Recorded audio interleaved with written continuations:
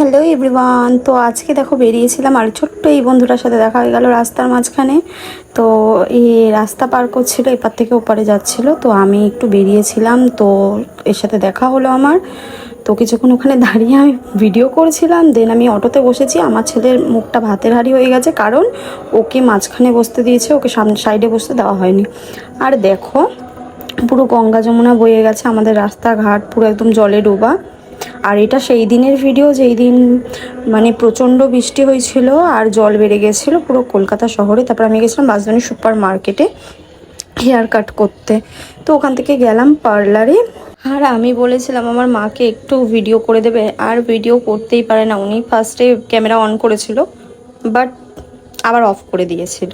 তাই জন্য আমি ওনার পেছনে লাগছিলাম একটু। আমার মায়ের পেছনে লাগতে খুব ভালো লাগে। অনেক প্রকাশ করে দিয়েছ, এই মহিলাটা ভিডিও করতে পারে না একদম। তো দেখো আমি গেছিলাম এই পার্লারটাতে, আর প্রচণ্ড ভিড় ছিল। আমি কল করে গেছিলাম, বলেছিল ফাঁকা ছিল, বাট তারপরে গিয়ে দেখি প্রচণ্ড ভিড়, অনেকক্ষণ দাঁড়িয়েছিলাম। দেন আমি হেয়ার কাট করলাম। আমি জাস্ট কাটিং করেছি, আর কিছুই করিনি, জাস্ট হেয়ার কাট করলাম। তারপরে নিচে এসে অনেকক্ষণ বসেছিলাম বোনের জন্য, কারণ বোনের তো হয়নি, ও ফেসিয়াল করলো, হেয়ার কাট করলো। তো অনেকক্ষণ বসেছিলাম বাইরের এই জায়গায়।